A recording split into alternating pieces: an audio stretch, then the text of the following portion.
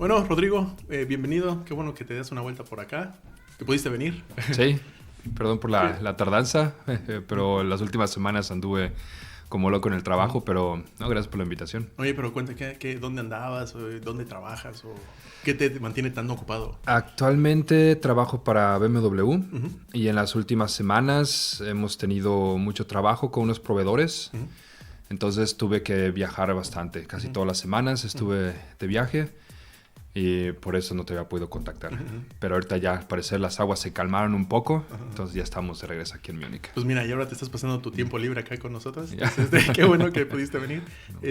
Oye, y cuéntame, ¿qué fue o qué determinó que que quisieras venir para acá, para Alemania? Para ¿Qué Alemania. estudiaste en principio? Y de ahí empezamos. Yo en México, en la Ciudad de México, estudié en la UNAM. Uh-huh. Estudié Ingeniería Eléctrica Electrónica. Que son los 5 años de ingeniería, equivalentes al diploma alemán. Y los últimos 2 años, más o menos, tienes que especializarte en algo. Ya sea dentro de la electrónica, irte para robótica o irte para control, irte para sistemas, telecomunicaciones, etc. Y yo escogí el módulo terminal que le llaman de biomédica. O sea, todo lo que tiene que ver con la electrónica de equipos médicos, máquinas de rayos X, tomografías, etc.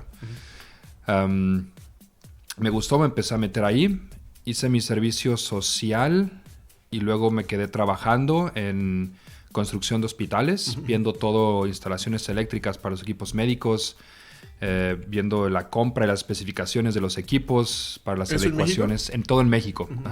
A los últimos 2 años más o menos de la carrera, más o menos, estuve yo trabajando y estudiando al mismo tiempo. Y me gustó mucho. Dije, esto es lo mío. Y quería hacer yo una maestría fuera de México. Y no por malinchista o algo, simplemente... No te preocupes, es parte del... Porque... No, pero es que... Y también muy válido. Por ejemplo, hay gente que dice, pues yo no confío, no quiero seguir estudiando en México. Las instituciones de afuera son mejores. Para algunas personas eso podrá ser válido. Pero yo simplemente, más como por una experiencia personal, quería vivir afuera. Sí. Durante la licenciatura, durante la ingeniería, nunca hice por tomar un semestre en el extranjero o algo, porque quería terminar en tiempo. Se vino también el cambio de plan de estudios en la universidad, entonces me atrasé. ¿Estabas en CEU? En CEU. Pero con el cambio de plan de estudios te atrasas y entonces tuve que meter sobrecargas, ¿verdad? Sí. Y al final dije, no, yo voy a terminar primero mi licenciatura y con ya título en mano buscamos algo afuera. Y luego ahí sí le pensé mucho. Dije, ¿a dónde? ¿A dónde me voy? Para entonces ya me supongo que no sabías alemán o no estaban en planes o... Bueno, fue el proceso de, sobre todo del último año, que dije, yo desde antes de terminar la carrera, yo ya sabía o tenía en mente que me quería ir de México a hacer una maestría. Nada más la maestría. Y dije, ok, estoy estudiando ingeniería enfocada a la biomédica. ¿Qué países son como la punta? ¿O qué países cuáles son los mejores países para estudiar o para seguir especializándote, exacto, en ingeniería biomédica? Y al final tuve 4 opciones. Uno, Estados Unidos, Inglaterra, Alemania y Japón, que eran como las puntas, digamos. Sí. Y entonces, pues, es a eliminar. ¿Y dije, eso fue hace cuánto, más o menos? Eso fue... Yo me titulé en marzo del 2009. Quiere decir que yo todo eso la decisión ya fuerte y el planeamiento lo hice en el 2008. En el 2008, o sea, ya hace 11 años. Sí. Hace 11 años yo tenía que 21 años. Entonces dije, Estados Unidos, he ido varias veces a Estados Unidos, las instituciones son muy buenas. ¿Tenías alguna en mente? ¿Alguna que sea alguna universidad que se especialice más en eso, en biomédica? No. En ese punto estaba yo viendo nada más por qué país. Como Ok. Y a partir de ahí. Exacto, porque mi idea para irme era más en lo personal. Claro que le quería sacar todo el provecho técnico, profesional, pero era más personal. Entonces, Estados Unidos ya conozco, he ido muchas veces. Y había muchas cosas y sigue habiendo muchas cosas que no son de mi entero parecer. De la cultura. De la cultura, de la forma de gobierno, de la dinámica que es ahí. Tengo uno de mis mejores amigos, Daniel. Él es mexicano. Mexicano-americano. Nacido y creció en México. Crecimos juntos y se fue a Estados Unidos para la carrera y vive allá. Está casado con una hermosa niña. Y también con él y ahora otro de mis mejores amigos que también vive allá, sigo teniendo ese contacto. Claro. Y sobre todo el feedback, ¿no? Sobre todo el feedback, sí. Y ellos están encantados con el país, pero no era para mí. No era para mí en ese entonces y ahorita creo que no sigue siendo para mí. Entonces dije, bueno, Estados Unidos es un no. ¿Sabes? Perdón que te interrumpa en esa parte. No, dime. Para mí fue algo similar. El hecho de decidir, por ejemplo, cuando yo me fui un semestre de intercambio. Yo quería un año de intercambio. ¿A Estados Unidos? No, en general al extranjero. Entonces, al momento de tomar la decisión fue o Estados Unidos, porque siempre es una opción, que estamos cerca, y la otra fue o Europa. Bueno, ahí puedes irte a Australia o a todos lados, pero para mí era Europa o Estados Unidos. Entonces fue como, bueno, Estados Unidos prácticamente puedes ir como pues, un fin de semana, digo, si tienes el chance, pero está el chance de ir como seguido. O al menos próximamente. Y Europa no es como que, sí, me voy mañana o algo así. Es más difícil, más complicado. Tienes que planearlo, tienes que ahorrar, etc. Entonces, y si es de estudiante, pues tampoco es como barato solamente irte a estudiar. Como no todos pueden dar ese lujo. Entonces, al final yo tuve el chance de elegir. Entonces, yo dije, Europa. Para mí fue la experiencia de quiero brincar el charco y ver qué pasa. Porque... Y a ver a dónde algo más distinto. Exacto. Pues por eso digo que no necesariamente es por malinchista o algo así. No, pero creo que lo mencionas porque también fue algo, yo tuve también la fortuna de venir a Europa de vacaciones, así de mochilero, en vacaciones intersemestrales, y de comer una salchicha y amarrarte los pantalones, perder algunos kilos. Y Europa siempre me encantó. Siempre me encantó. Y algo que me fascina y me sigue fascinando y sorprendiendo de Europa es que en un territorio, en un área, digamos, relativamente pequeña, tú puedes viajar 1 hora, 2 horas y estás en un país completamente distinto, con cultura distinta, idioma, comida, incluso todo. Paisajes. Paisajes, todo. Sí, eso me sigue sorprendiendo. Entonces, cuando yo estaba viendo las opciones de países, pensando, ok, esos países me pueden ofrecer un crecimiento profesional. Claro. Eso no hay duda. ¿Qué universidad? Eso ya vería después, porque hay que ver las aplicaciones y eso. Y entonces, pero en lo personal, ¿qué país yo me sentiría más a gusto? Porque a final de cuentas, yo nunca me quise ir y ser simplemente un expatriado y quedarme en mi burbuja con los otros mexicanos o con los latinos y decir, yo aquí nomás vengo a extraer todo el conocimiento que puedo y no integrarme más un poco a aprender. Que es algo que muchos hacen, o yo diría que la gran mayoría. Ese es mi punto de vista. Sí. Pero también el mío, decir la mayoría... No me gusta decirlo, pero definitivamente muchos lo hacen. Más del 50% de las personas... Muchos lo hacen, sí. Que también a lo mejor es lo que unas personas necesitan, pero yo definitivamente no es... Mi carácter no es así. Entonces me quedaron los 2 países europeos en la decisión, Inglaterra y Alemania y Japón. Y después dije, Japón escucha muy interesante, pero ya es muy distinto. Europa, yo ya conocí Europa y sí es distinto, pero sigue siendo más cultura occidental, como le llaman. No es, sabes qué esperar. Como, sabes aunque qué no esperar. sabes qué esperar. Y el cambio no es tan drástico, culturalmente hablando. En Japón tuve la oportunidad de ir tiempo después, hace 4 años de trabajo y de vacaciones, y me encantó. Japón es increíble. Pero creo que tomé la decisión correcta porque no me puedo imaginar yo viviendo en Japón por 2 años durante la maestría.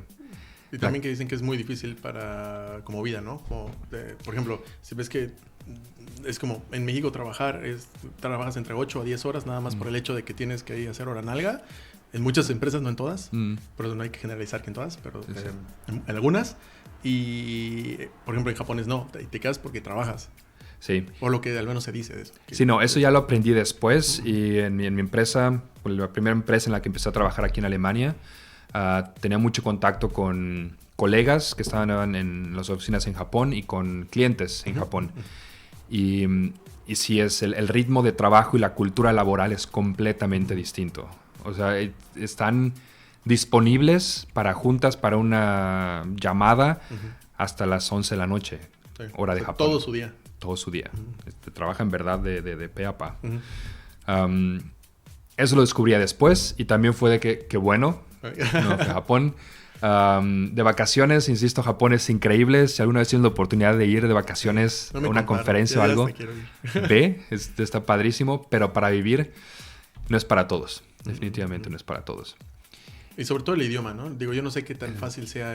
Bueno, seguramente muchos hablan inglés, pero como ya para vivir, seguramente es como tienes que empezar a aprender japonés. Es una buena idea. Sí.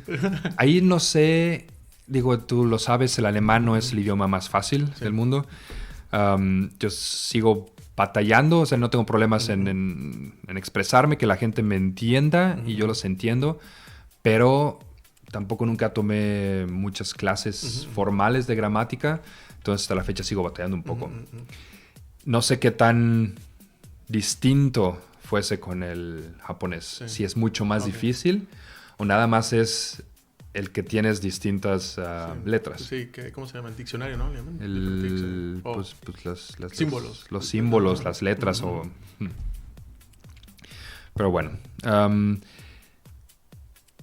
En todo ese proceso de saber qué es dónde yo quiero vivir, al final me quedaron con los dos países europeos, Inglaterra y Alemania.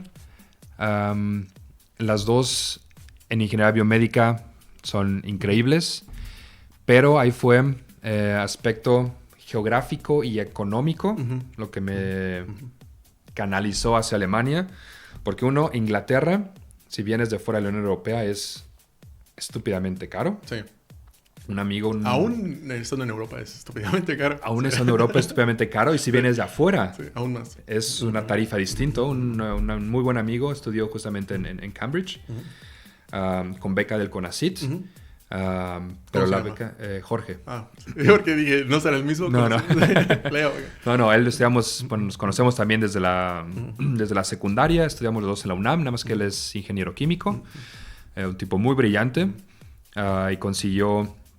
beca al CONACYT para irse a Cambridge, pero la beca prácticamente le cubrió la colegiatura. Sí, y ya nada más te preocupas por pagar por solo. Pero como mexicano, aún siendo de clase media, tienes que ahorrar y tienes que prever todo, ¿no? Entonces dije, híjole, ahí está difícil la cosa, aún consiguiendo beca. Y al final estás en una isla. Sigues estando cerca en avión, claro, pero sigues estando relativamente aislado. Sí. Y el idioma. El inglés, yo en México, ya hablaba inglés. Y dije, sí, voy a perfeccionar mi inglés. Eso está muy bien. Pero Alemania me da la ventaja de que voy a estar forzado a aprender un nuevo idioma. Estás en el centro de Europa y a mí viajar es algo que me sigue incitando y me sigue motivando muchísimo y me encanta. Y como te dije hace unos minutos, viajas una hora y estás en otro país, otra cultura, otro paisaje distinto. Y bueno, pues que es gratis la educación aquí. Sí, está increíble. Por ejemplo, hasta ahorita todos los... una de las cosas que a mí me llama mucho la atención de Inglaterra, porque eso fue también uno de mis... ¿cómo se llama? Por ejemplo, yo estaba entre Francia, Inglaterra y Finlandia. Pero mi director de carrera no quiso mandarme a Francia porque estaba muy fácil para ingenieros. Porque era una escuela para...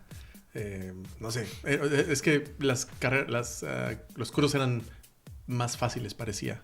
Para el nivel de ingeniería que tenían, según ellos. ¿En dónde? ¿En Francia? En París. No me acuerdo cómo se llama la escuela. De hecho, mi hermano estudió allá también un semestre o 2 semestres, no me acuerdo. Pero y como ya habían ido varios y se daban cuenta que solo se iban a vacacionar, entonces fue como, o a divertirse, entonces fue como, no. Si te vas, vete a una que te exija más. Entonces dije, no, pues me voy a Inglaterra porque dije, me gusta el acento inglés. Y dije, bueno, pues sí, voy a pasar de inglés, como dijiste, a practicarlo. Y luego, si lo puedo aprender como el acento británico, dije, estaría muy bueno. Y apliqué, de hecho fue mi primera opción, pero ahí me dijeron que mis materias eran de maestría, de nivel de maestría. Pero yo estoy en el TEC de Monterrey, para el TEC de Monterrey eran las mismas. Entonces, de licenciatura. De licenciatura, ajá, de mi ingeniería. Entonces fue como, oye, pero si es del mismo nivel, porque es el mismo contenido, mismo todo, porque tienes que hacer ese como análisis y que sean los mismos, ¿cómo se llaman? Los créditos. Créditos, ajá. Los mismos créditos y todo, nada más que el problema es que era de maestría. Yo fui así como...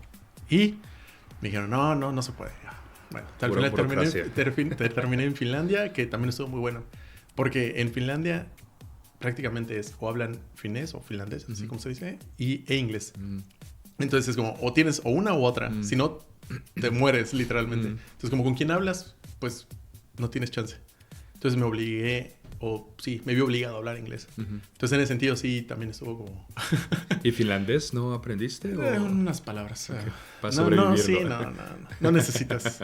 Sí, es más como la emoción de llegar y un lugar nuevo y interactuar un poquito. Decir, por ejemplo, quitos, es gracias.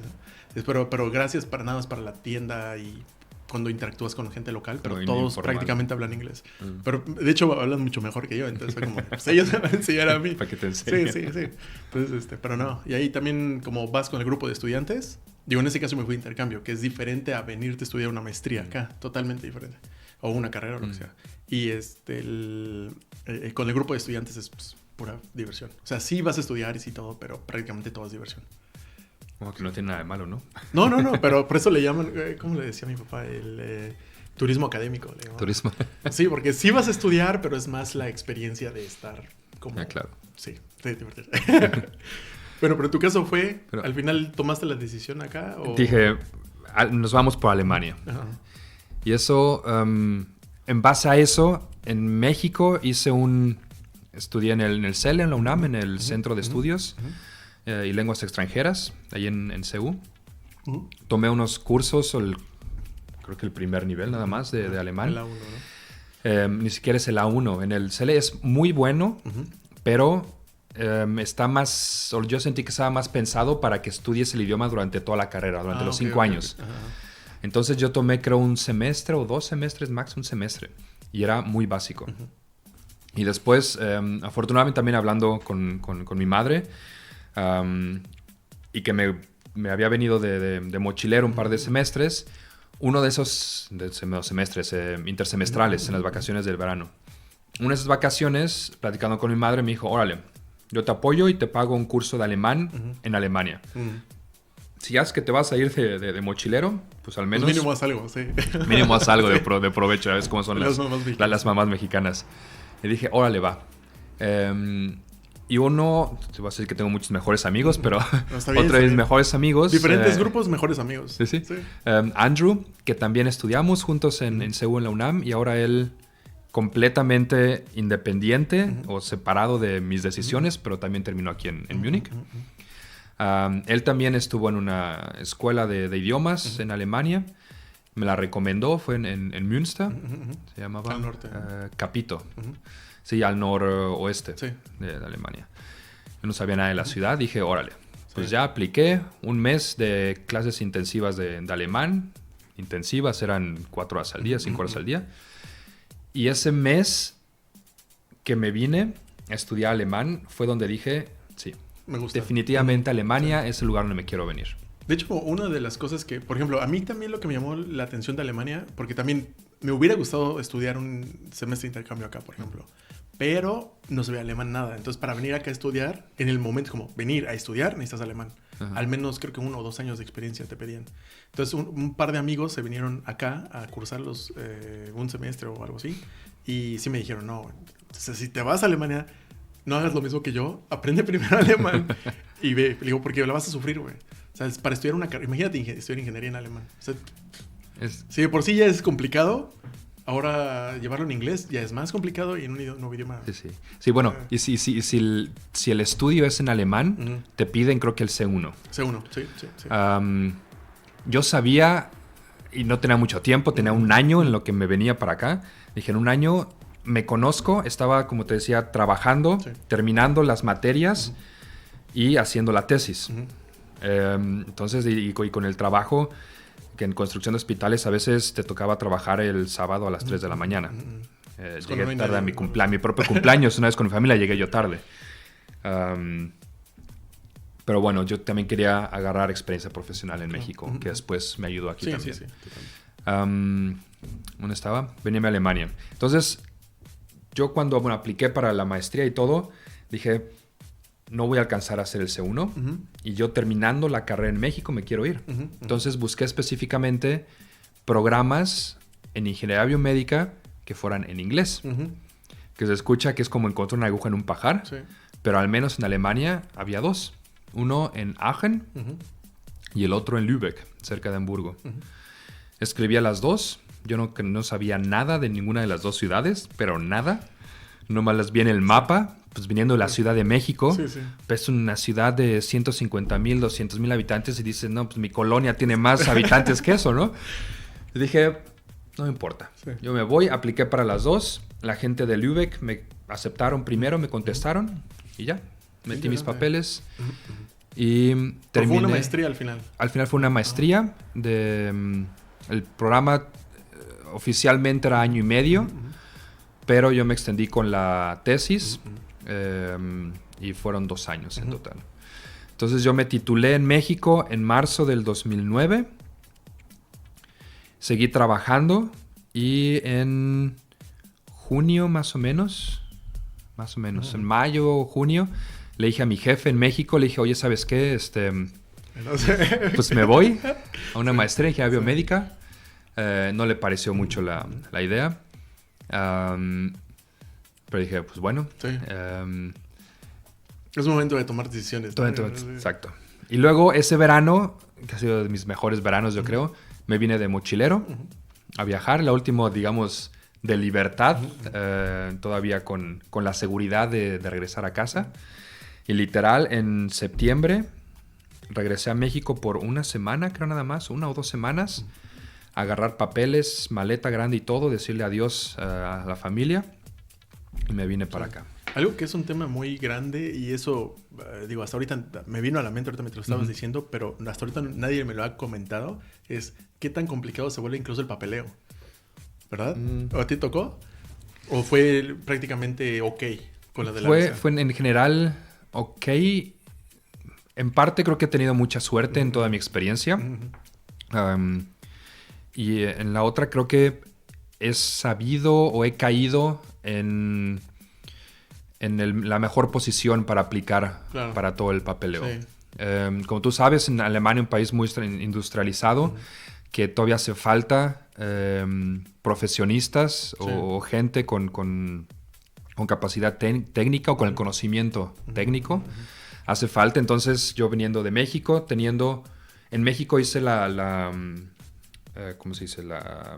Con mi licenciatura, lo equiparé, fui con una persona que es perito, traductor oficial, alemán, mexicano, bla, bla, y me lo pusieron o compaginaron como un diploma. Sí. Porque es el equivalente del tiempo. Pero en Alemania sí, pero en otros países, en Estados Unidos e incluso en Inglaterra, aún esos 5 años te lo toman nada más como un bachelor. Okay. Entonces aquí en Alemania, que me lo han tomado como un diploma. Sí, que para la gente que no lo sepa, el diploma aquí se considera como una combinación entre una carrera y una maestría, ¿no? Entre el bachelor y la maestría. El equivalente. El equivalente, ajá. Y también cosa interesante, porque en México yo estaba acostumbrado, sabes que al menos como ingeniero son 4 años y medio, 5 años de ingeniería. Sí. Y después de esos 5 años puedes hacer una maestría, que son 2 años más o menos. Y después de esos 7 años puedes hacer un doctorado. Sí. Y en algún punto, durante bastante tiempo, ¿no? Yo dije, yo quiero aventarme un doctorado. ¿Por qué? Mi madre tiene doctorado y en mi familia, pues varios tienen doctorado. Y dije, pues yo también quiero, ¿no? Pues, tienes que cumplir los estándares. Tal vez fue el modo de pensar incorrecto, porque obviamente no todos son para doctorado, pero hasta cierto modo eso me impulsó un poquito más en venirme acá a la maestría y todo eso. Lo que fue interesante es que cuando llegué a Lübeck, Alemania, y llego yo oficialmente a la universidad a entregar físicamente mis papeles. Aquí, mira, ya estudié y 5 años, tantos créditos, bla, bla. La traducción y todo eso. Sorprendidos los de la secretaría me dijeron, oye, pero ¿tú por qué quieres hacer maestría? Ya tienes, el diploma, tú puedes ir directo a doctorado. Yo así de, Sí, pues no sabía. Si me lo pones así, ¿puedes coger? Pues, ajá. Pero en retrospectiva fue lo mejor. Fueron esos 2 años de la maestría. El que muchos de los temas yo ya los había visto en México, obviamente. Ok, sí, entonces ya no fue tan difícil. Digamos que la carga se aminoró un poco y eso pudo compensar la carga social y cultural que tienes al cambiarte aquí. Sí. Sí, porque fíjate, eso es algo que, por eso te digo, ese tipo de pláticas a mí me llaman mucho la atención, me gustan mucho porque, el tú estar viviendo toda esta experiencia acá, el venirte a estudiar, el trabajar, el como ponerte a ti mismo en una situación de, vamos a decirle, de riesgo, digo, llamándole entre comillas riesgo, porque no corres, no te van a matar ni nada. Pero sí es como algo que jamás has vivido, no conoces a la gente, no sabes cómo funcionan las cosas. Entonces te pones en una situación donde estás alerta y tienes que aprender todo rápido porque no puedes darte el lujo de no hacer las cosas. Sí. Entonces esa parte creo que es una de las cosas que no mucha gente comunica. Solo dicen, ¿cómo te va en Alemania? Y aquí dices, poca madre, o no, bueno, el clima, lo que sea. Pero eso es un tema difícil. De hecho, una de las cosas que yo he visto, no es que me lo hayan dicho, pero he visto que mucha gente, latinos o mexicanos, se tienen ahí como no sé, como la piedrita incómoda en el zapato, es justamente eso, la incorporación a la cultura alemana, en este caso, solo en Alemania, en los otros países no sé, pero el incorporarte, en ser parte de, el tratar de hacer nuevos amigos, que de por sí es difícil, sí. Eso también genera un estrés. Genera un cierto como esfuerzo, que no es como en México que vas a cualquier lado y en cualquier lado te aceptan y tienes un grupo aquí y allá. Sí, no. Entonces, creo que hay, referente a eso, hay dos puntos muy importantes o que al final deciden si tienes éxito en incorporarte o no. Uno es definitivamente tu personalidad. O sea, cada persona es distinta y hay personas que dicen, fuck no. Sí. Yo no me voy a ir a ver qué pasa, a la se viene algo nuevo y es completamente válido. Sí. Yo siempre he sido muy independiente, la verdad, y busco soluciones. Sí. Crecí solo yo con mi madre. A lo mejor eso me ayudó a esa independencia y le agradezco mucho a ella que me hizo muy independiente y saber que, gracias a Dios, nunca he estado solo, pero enseñarme a que las cosas se pueden resolver por uno mismo. Oye, y que no se te cierren las puertas. Eso que acabas de decir, te tengo que preguntar, ¿no? Sí, adelante. ¿Qué tan importante crees que es un role model? Alguien a quien seguir, o alguien que influye directamente en tu vida de una forma... porque me desvío un poquito, pero es como joven o como, digamos, vas creciendo, te estás animado por, no sé, por las chavas o por el fútbol o por cualquier cosa que sea el sueño o lo que sea bien visto en el momento, pero siempre tener a alguien que te esté como ayudando en la toma de decisiones, el qué hacer, oye, mira, sí, pero ya pensaste en esto, como esas, a lo mejor en este caso fue tu mamá, para mí fue mi papá, pero también luego hay personas que no tienen. O sea, ¿qué tan relevante es esas personas en la vida? Desde el punto de vista. Yo creo que es muy relevante y es un punto clave. Y creo yo que siempre vas a tener un modelo a seguir, una persona a la que mirar. El problema tal vez sea que esa persona a la que estés viendo no es la indicada. Y pasa muy seguido. Y pasa desgraciadamente muy seguido. Sí. Tú tuve a tu padre, yo tuve a mi mamá. Bueno, no solo mi mamá porque era la más cercana, pero mi familia en sí siempre me han apoyado mucho y yo los admiro mucho. Y cada uno de ellos tiene algo que yo he intentado tomar para enriquecerme. El primero que se fue mi primo mayor, que crecimos juntos, él es 2 años, Alex es piloto, y fue el primero que se fue durante el estudió en Estados Unidos. Y ahorita él vive en China. ¿Y qué dijiste? Si él se fue, yo también. Dice, si él se fue, y me acuerdo perfectamente, yo tenía 18, 19 años, más o menos. Él ya estaba en Estados Unidos estudiando, lo fui a visitar, y vi cómo él seguía siendo él, como yo lo conocía en México, en las reuniones familiares, pero ya distinto, estando él ya solo.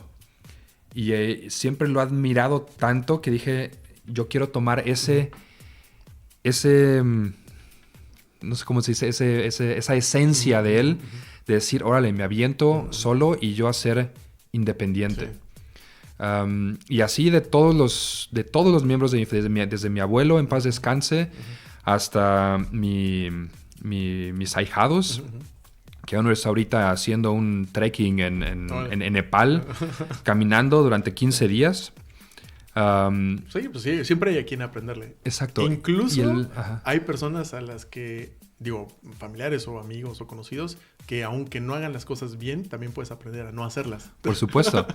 Exacto, que dices, ese güey, no, sí. Definitivamente eso no lo tengo que hacer, lo tengo que evitar. Sí. O les aprendes que, pues ese güey la estropeó completamente, payaso, pero se repuso. Sí, eso también. ¿No? Entonces, tener un role model o alguien a quien seguir, yo creo que es muy importante. Y yo creo que cualquiera, desde mi punto de vista, siempre vas a voltear a ver a alguien. Sí. El problema es a quién volteas a ver. Sí, porque hay una cosa que a mí, una de las razones por las cuales empecé todo esto fue... ¿Qué es lo que pasa en la vida de las personas? Yo mismo me pongo en esa situación, o recuerdo cuando me pasaba, como hay momentos en los que te hace falta guía, o te hace falta unas buenas cachetadas, como también todos vivimos etapas donde no sabes qué onda y a lo mejor es un desmadre o a lo mejor no, pero también necesitas que alguien te despierte de un buen madrazo y que te diga, a ver cabrón, ponte las pilas. Y es como, bueno, no sabes qué hacer, no importa, vas, o sea, aunque sea esto, pero siempre productivo, desde mi punto de vista. Sí. Porque luego es como... Creo que también la cultura mexicana permite mucho no te preocupes, aquí está la familia, cualquier cosa te cuidamos o nos cuidamos mutuamente, y creo que esa es una de las debilidades que hasta ahorita he encontrado. Pero cada uno es diferente. Sí. No todos. Bueno, entonces ¿dónde estábamos? Te aceptaron para el doctorado, al final... Para la maestría. Bueno, pudo haber sido doctorado. Entonces... ¿Te decías que fue la carga más fácil? ¿O un poquito más ligera? ¿No fácil? ¿Ligera? Un poquito más ligera. Pero en el ámbito... Y aprendí mucho, sí. La Universidad de Lübeck también me encantó porque era un programa dual entre la Fachhochschule y la universidad. También, lo sabes, la Fachhochschule se especializan en las partes técnicas, donde tienes todos los laboratorios, que le metes mano a las máquinas y todo eso. Y la universidad es mucho más teórica. Y aquí en Alemania hace mucho la diferencia si tienes un certificado de la Fachhochschule, que la traducen como University of Applied Science, o de la universidad, que es mucho más teórico. Y mi certificado, el programa, era combinado de las dos. Si lo pudieras combinar con México, o sea, ¿tú crees que en México hay esa diferenciación? No, yo creo que en México es más como dual. Al menos en ingeniería en la UNAM, en el TEC, de mis otros amigos y colegas ingenieros, llevas mucha teoría, pero también llevas muchos laboratorios durante la carrera. Y aquí en Alemania lo que vi es, si estás en la Fachhochschule, es mucho más práctico, enfocado nada más a lo práctico, o si estás en la universidad es enfocado a lo teórico. Entonces el programa me encantó, aprendí muchísimo, y también tiempo después descubrí que tener un certificado de la universidad te permite o te facilita hacer un doctorado. Si tienes un certificado de la Fachhochschule, no es tan fácil entrar al doctorado. Porque igual no das la parte teórica, ¿no?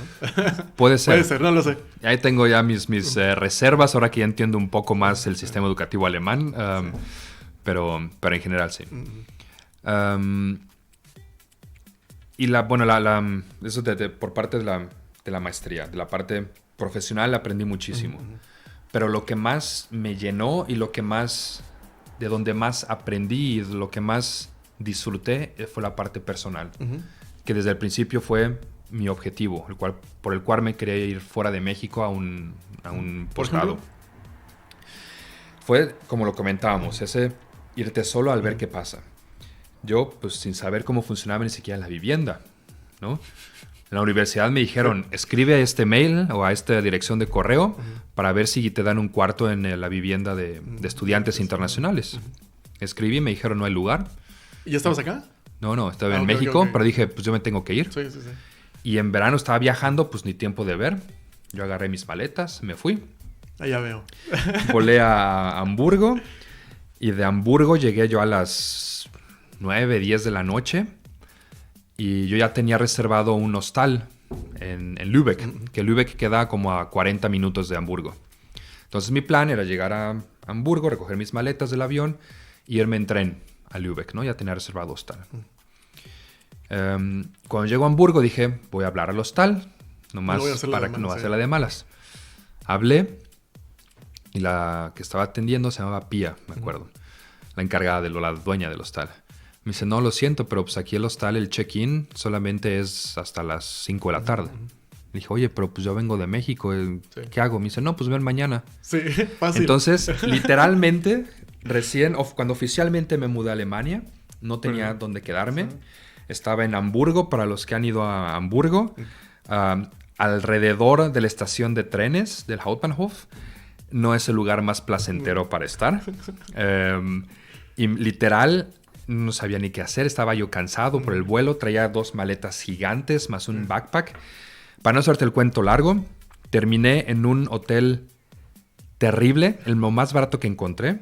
Los cuartos estaban arriba de un bar. Y hasta la fecha estoy seguro que la chica que estaba en el cuarto de al lado estaba recibiendo clientes. Entonces, oficialmente esa fue mi primera noche. Porque no pude dormir. Estaba muy raro y muy de muy mala calaña. Pero literalmente mi primera noche de residencia en Europa fue toda una experiencia, digamos. Pero eso también es parte del juego, ¿no? Del riesgo, porque es lo que te decía. Como si piensas como si eso te pasa en una cultura donde, incluso en España, es como dices, bueno, pues mínimo voy y pregunto, aquí veo, investigo. No es necesariamente lo mismo que en México, pero mínimo te puedes expresar. El idioma lo tienes. Bueno, exactamente. Te puedes expresar tus necesidades y decir, oye, joder, tío, pero es que ponme una litera o algo. Pero sí, como te puedes expresarte, pero ahora ya con las condiciones locales, que no sabes ni cómo se comporta la cultura hasta después. Sí. Por ejemplo, cuando dices como si hasta las 5 de la tarde, es hasta las 5 de la tarde en Alemania. No es como, oye, dame chance. Como, no, ni madres. Son como... Las leyes son las leyes. Las leyes son las leyes. Las reglas son reglas. Y sí. El aprendizaje. Lo aprendí y bueno, ahorita ya lo platico hasta como chiste, como una anécdota divertida. Que lo fue, pero en el momento... dices, ay, cabrón. ¿Viste la película de Guten Tag, Ramón? Sí, sí. Como... La vi obviamente años después, sí. Pero sí me identifiqué un poco, la verdad. Y al día siguiente tomé mi tren hacia Lübeck, ya con mi cuarto de hostal, y muy bien. Duré un mes en el hostal hasta que vi cómo funcionaba lo de las WGs, de compartir el departamento con alguien. Y en Lübeck fue todo tan sencillo en el sentido de ahí donde viene mi buena suerte. De conocer gente muy buena. También hice amigos que tengo hasta ahorita, alemanes, que obviamente al principio hablamos en inglés y a la fecha procuramos una vez a la semana ir a hacer deporte. ¿También están acá o son de varios lados y se juntan en algún lugar? Bueno, un amigo en específico, Martin, él es del norte, también por trabajo se vino a Múnich. Pero mi punto era, nos conocimos hablando en inglés, porque yo en ese entonces no hablaba muy bien alemán. Y ahorita seguimos hablando en inglés, porque ya es raro. O sea, pues hay más gente si hablamos en alemán, pero entre nosotros es en inglés. Y me gustó mucho, la ciudad es preciosa. También si tienes oportunidad de ir a Lübeck, o si estás en Hamburgo, vete de ida y vuelta a Lübeck. Es una ciudad preciosa, con bastante vida estudiantil. No es tan cara como otras ciudades alemanas. Y algo que me ayudó mucho y me gustó al final es no hay tantos extranjeros. Entonces te obliga. Yo me obligué también. Yo dije, yo estoy aquí, yo no quiero ser expatriado. Me voy a juntar con alemanes. Y yo me hice... mis estudios era... La regla, digamos, de la universidad era que el 50% tenían que ser alemanes y el otro 50% extranjeros.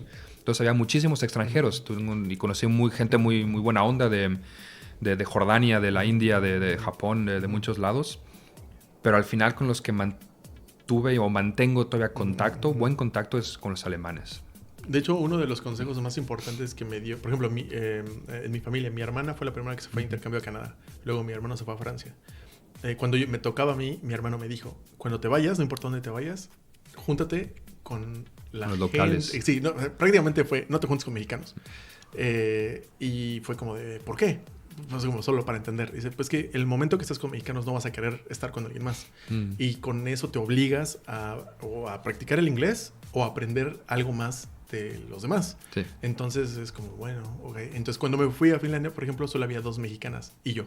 O sea, nadie más. Y una tenía novio finlandés y solo éramos ella y yo. Y bueno, no nos juntábamos tanto al principio, pero eventualmente en el grupo sí convivíamos, pero no éramos el grupo. Sino ella estaba por allá, nos veíamos de vez en cuando y yo tenía mi grupo aparte. Eventualmente siempre terminas con el mexicano porque eventualmente te hace falta escuchar la canción guapachosa o juntarte para no sé, el Día de la Independencia o un taco o algo, ¿no? Es igual aquí en Múnich. Ya conozco también a muchos mexicanos que aquí en Múnich ya me junto un poco más con mexicanos, pero digamos mi grupo núcleo central son alemanes y otros extranjeros. Pero en Lübeck definitivamente eso me ayudó a integrarme, a conocer más la cultura. Mi amigo Martin, el que te platico, parteaguas también, que desde el principio me jaló mucho. Él era de otra ciudad. Te empezó a integrar también. Y me llevaba, me decía, oye, va a haber un Volksfest, un festival en mi ciudad. Vamos. Fiesta de pueblo. Fiesta de pueblo. Órale, pues ahí nos íbamos. Oye, pues mi mamá va a hacer carne asada, vamos, y me invitaban. Y eso en esos 2 años me ayudó muchísimo. Te involucraron en la cultura también. Me involucraron mucho en la cultura.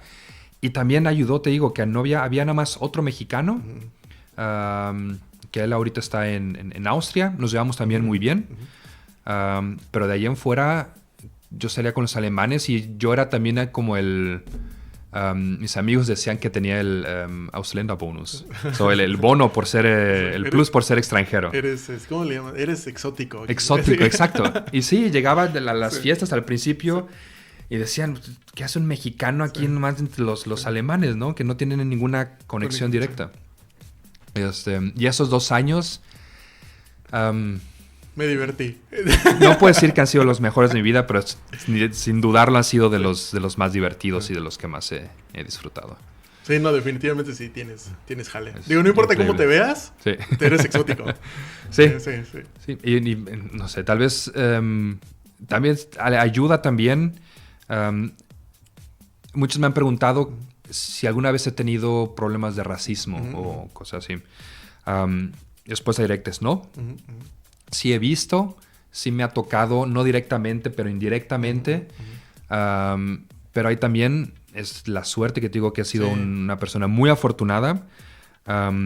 Sé que tampoco me veo como el típico mexicano que protagonista, ¿no? que ponen en las caricaturas o en las películas, pero tampoco me veo como el típico alemán. Entonces, mis amigos en México decían que tengo el look internacional. Pero acá, por ejemplo, no te han dicho como, ¿de dónde eres? Eres de acá y de acá y de acá, de todos lados. Acá me dicen que sí soy español. Es lo que más me han dicho, pero me han dicho de muchos ya. Sí. Ni me acuerdo. Sí, ni pues. me quiero acordar. Ni me quiero acordar. Sí, no, a mí también me ha tocado de todo. Entonces, por eso te pregunto. Es como, ¿de dónde eres? Siempre pregunto, ¿de dónde crees? Y ahí empiezas a escuchar de todo. Sí. No, y fíjate que está interesante como esa parte. Por eso te digo, tú tuviste... Más bien, yo creo que son 2 cosas. Una es, tener suerte es estar en el momento adecuado y también tú estar disponible. Y saber aprovechar. Exacto, porque muchas veces ves la suerte pasar y estás. Y la otra es, no la quiero. O sea, también depende cómo te quieras comportar. Porque si tú dices, no, sabes que sí me quiero involucrar, pero no los conozco, me da pena o no me quiero, no sé qué vaya a pasar y mejor no salgo, o sea, más introvertido, por así decirlo, te pierdes esa oportunidad de conocer a otras personas y ver que no está tan mal, o ver que, por ejemplo, a mí no me ha tocado racismo como tal. Lo que sí he visto, o sea, yo no lo veo como racismo o clasismo, yo lo veo más como el que eres pendejo o no. Porque es como, por ejemplo, yo lo que sí he visto, bueno, y no es literalmente eres totalmente idiota, o inteligente, como no es eso, pero es más como si alguien no hace lo que se espera de esa persona, automáticamente es como te hacen menos. Pero es porque desde ese es mi punto de vista, yo lo que he visto es que ellos valoran, o sea, la cultura alemana valora mucho qué tanto puedes hacer.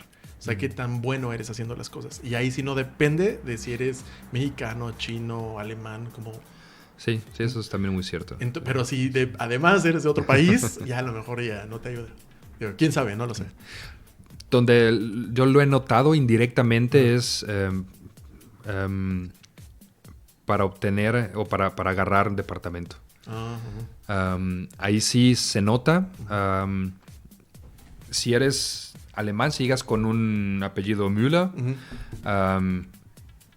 llevas las de ganar. Te invitan, al mínimo.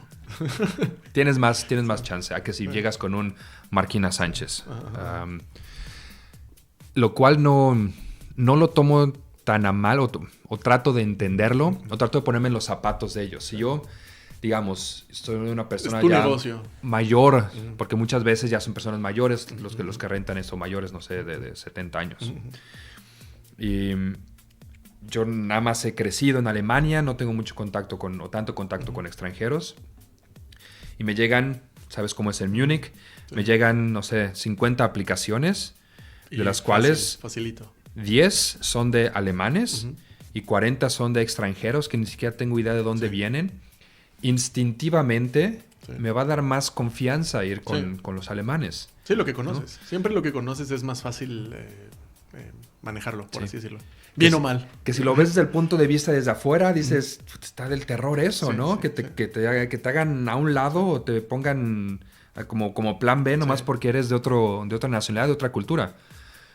Pero al menos tratar de entender el por qué lo hacen. No porque esté bien o esté mal, pero tratar de entender por qué lo hacen. No, igual, pero ahí también tienes una oportunidad. Porque, por ejemplo, si en el caso de que hables alemán, porque no todos hablan alemán también. Por ejemplo, una vez me tocó, cuando antes vivíamos en Stuttgart, íbamos a dejar el departamento. Cuando vamos a dejar el departamento, un amigo que hice en Stuttgart de Siria, él vino literalmente como flüchtling, de refugiado, con su familia. Estaba su mamá, él y su hermano menor, algo así me dijo. Su papá se quedó allá en Siria. Entonces, hablamos mucho tiempo, que nos conocimos, y cuando nos íbamos, lo comenté, o que nos íbamos a mover, él nos dijo, oye, ¿crees que nos lo puedan dar a nosotros?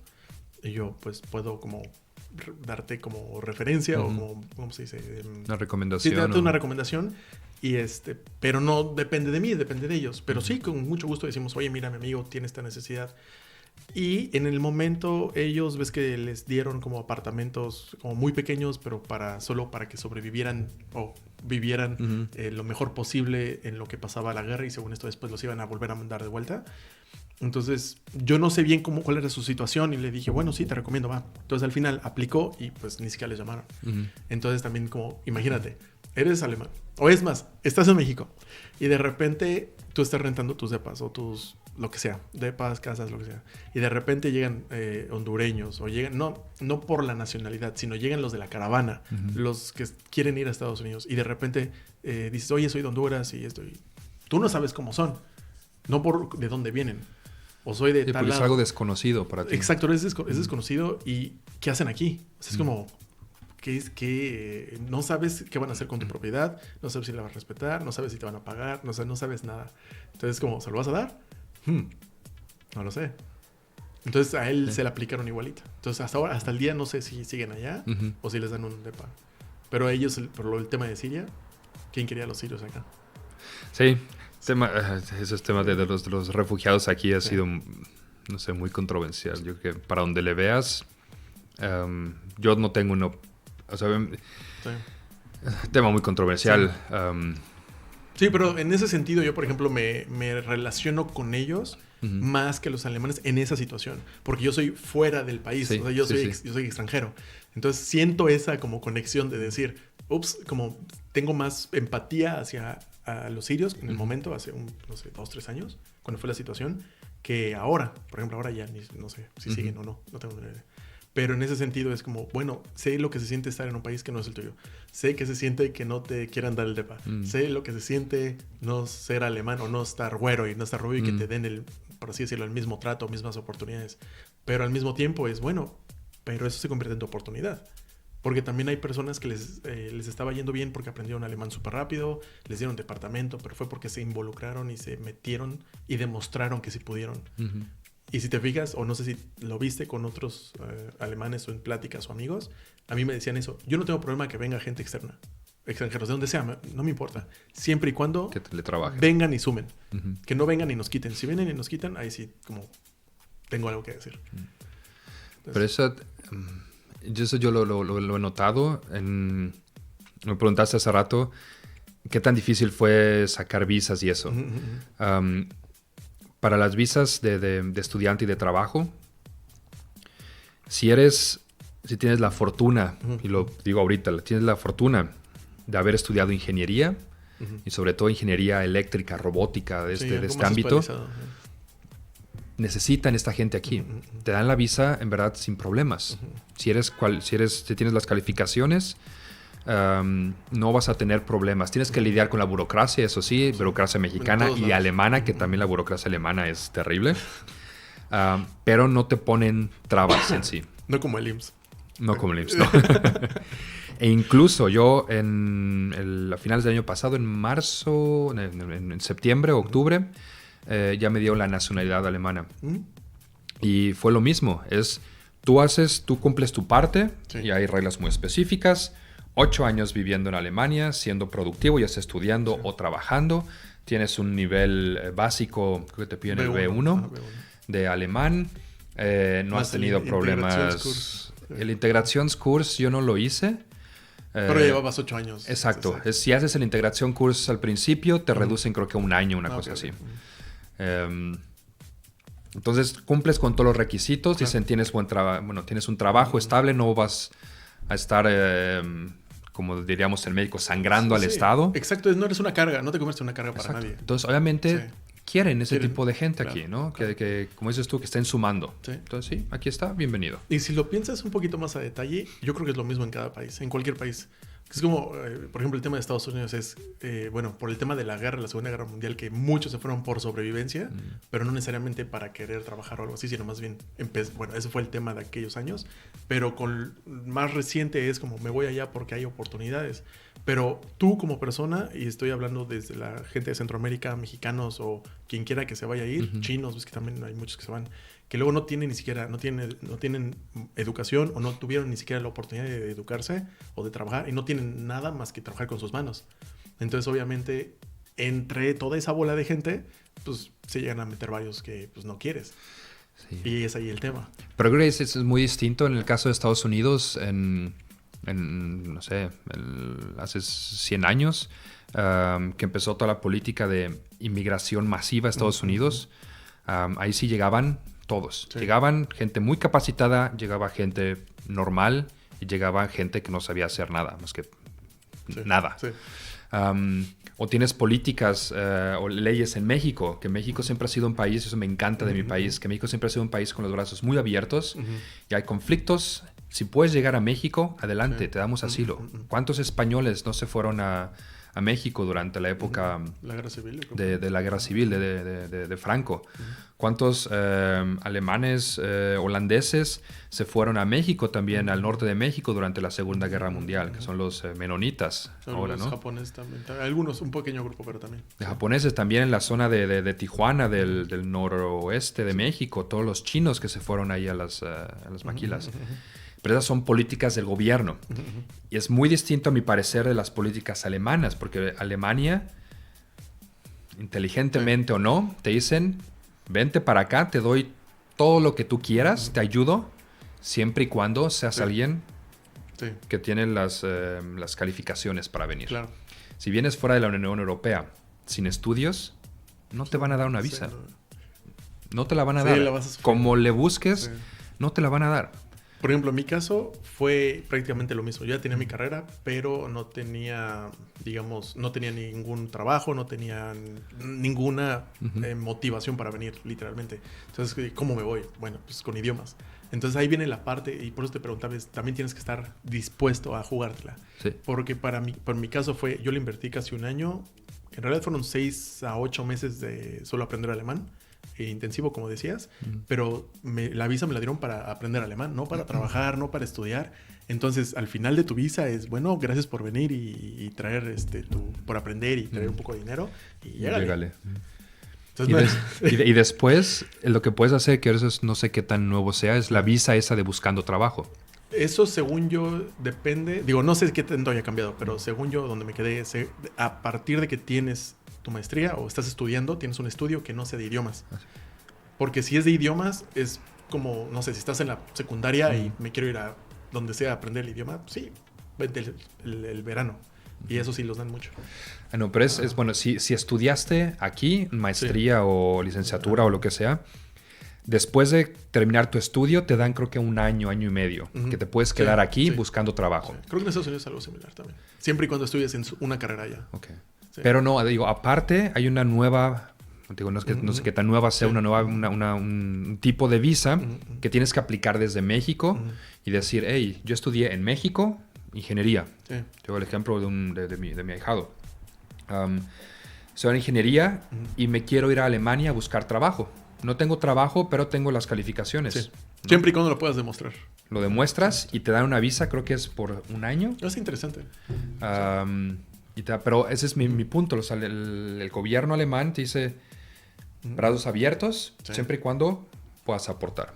En cuanto si lo comparas con cómo fue Estados Unidos antes o como es México en época o cuando hay países que lo necesiten de refugiados, es por el gobierno que dice, a mí no me importa. Obviamente me gustaría que viniera gente más calificada, pero adelante. Ven y a ver, aquí te encontramos algo. De hecho, estaba justamente este tema, he visto, digo que hablábamos de Neil deGrasse Tyson antes de empezar esto. Una vez él estaba diciendo que el arma más poderosa de Estados Unidos no es ningún arma militar, sino en realidad era el H-1B, que es la visa. Y dice que esa visa era atraer todo el talento posible para toda la parte de la industria, la ciencia, la tecnología, y se llevan los mejores cerebros. Entonces dice que el problema ahora es que las políticas están cambiando y esta visa prácticamente se da a muy pocas personas.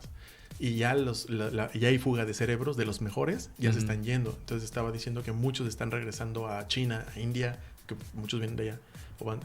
Van de allá a Estados Unidos, pero al mismo tiempo ya no tienen tanta atracción de talento, porque ya no es tan llamativo para la gente, o no para todos, para algunos sí.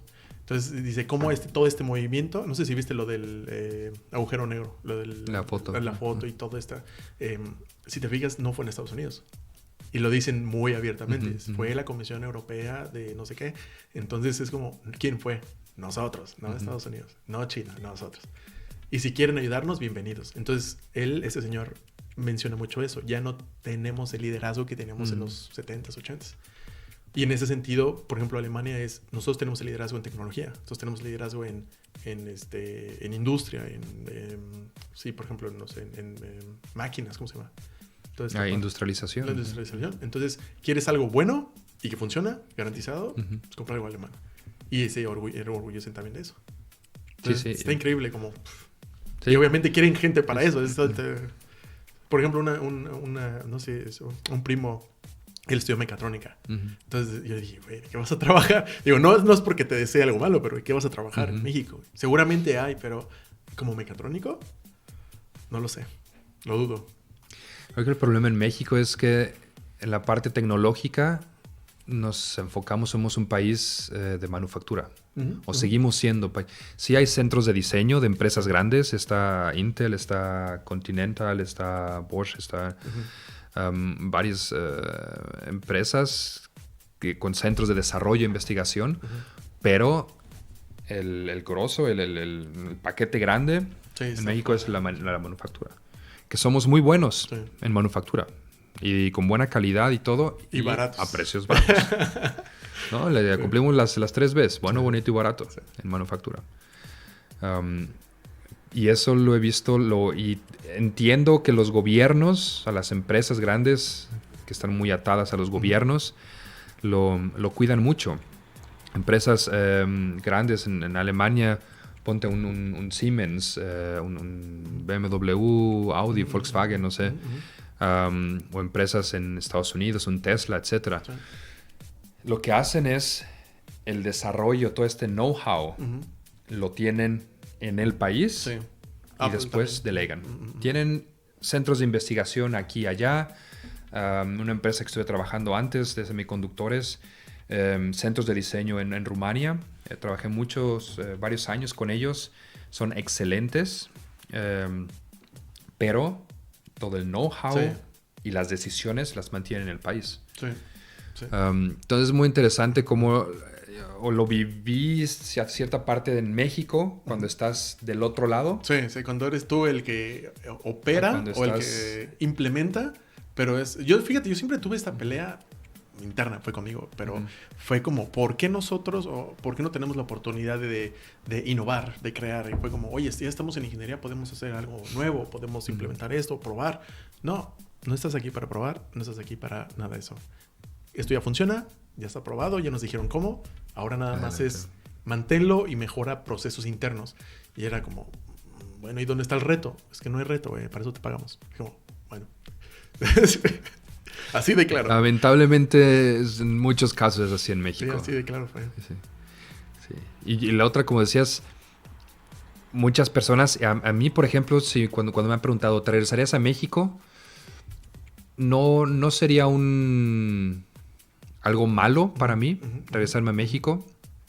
Sería contento de regresar a México también, pero no está en mis planes. Uno, porque bueno, mi vida ya está aquí. Sí. Y dos, laboralmente, profesionalmente hablando, en México yo aquí siempre he trabajado en la parte de desarrollo, en los headquarters de las empresas. Me voy a México a una planta de producción, no es lo mío. Exacto. Sí, no, o al menos ahorita el trabajo es muy diferente. El trabajo es muy distinto. Oye, de esa parte nos la saltamos un poquito. Después de que te gradúas de tu maestría y que tomaste 2 años de hacerlo, ¿en ese momento te contrataron o pediste trabajo o cómo fue eso? Bueno, mi idea... Sí, porque fue como... Esa experiencia me interesa. Como me estás hablando de tu experiencia de hasta ahora y es como... Falta está un hueco ahí. Primero, mi idea... o mi plan era venirme a estudiar la maestría. Ese era mi plan. Yo no tenía pensado quedarme aquí más tiempo. Tampoco tenía decidido, medio decidido, terminando me regreso a México. Mi plan era hacer la maestría aquí. Y después vemos. Durante esos 2 años ya me gustaba el país y me terminé enamorando de Alemania. Me encanta. Y dije, me quiero quedar a ganar experiencia laboral aquí. Claro. ¿No? Que si me quedo aquí o me regreso, tener experiencia como ingeniero en Alemania, pues quieras o no, donde sea te aceptan. Te da un plus en tu currículum, ¿no? Entonces yo por ahí de verano, ya 2011, primero con esta idea del doctorado, empecé a mandar aplicaciones para doctorado. Procesos para doctorado son extremadamente largos, tediosos, tardan siglos en contestarte, que si les aprueban el dinero para contratar. Porque, por cierto, no sé si es el caso, pero lo menciono. Aquí, según yo, los doctorados son pagados. O sea, te pagan para estudiar. Sí. Los doctorados, hay 2 tipos de doctorados. Los que son con scholarship, que es organizaciones que te dan tu lana cada mes. Y tú trabajas gratis para la universidad, pero tienes ese scholarship. Pero recibes un salario, por así decirlo. Y el otro doctorado, ese sí tú eres empleado de la universidad. O sea, pagas impuestos y eres un empleado tal cual de la universidad. Pero es una gran diferencia porque, por ejemplo, que yo sepa, puede ser que estoy equivocado, en México tú pagas, o al menos con tu tiempo o con dinero, por hacer un doctorado. Sí. No es que te paguen a ti para hacerlo. Sí, no. Es, digamos, de agrapa. Sí. Y después, por afuera, puedes conseguir una beca, un scholarship del CONACYT. Acá también hay esa opción. O puedes, la mayoría son empleados directamente de la universidad. Y eso es lo que les da también la facilidad de generar conocimiento. Porque es como esas personas, los que hagan el doctorado, no se preocupan por conseguir un empleo porque les están pagando y además se preocupan por desarrollar el conocimiento o lo que sea que están haciendo. Y es la mentalidad, yo creo. Aquí la mayoría de la gente que hace doctorado, la impresión que me da es, y de la demás gente de la sociedad, es que son ya trabajadores. Sí. Están trabajando. Sí. En México, si alguien está haciendo el doctorado, sigues con la idea de que es un estudiante, sí. ¿no? Sí. Sí, es una profesión. Ya ser un doctorado ya es investigador. Para mí es algo medio intermedio, pero creo que está mal que en México se vea como simple estudiante. Y yo le voy más a como lo hacen acá, que es como empleado, pues. Pero bueno, entonces, ese es mi último año de la maestría. Estaba yo haciendo la tesis y esas cosas.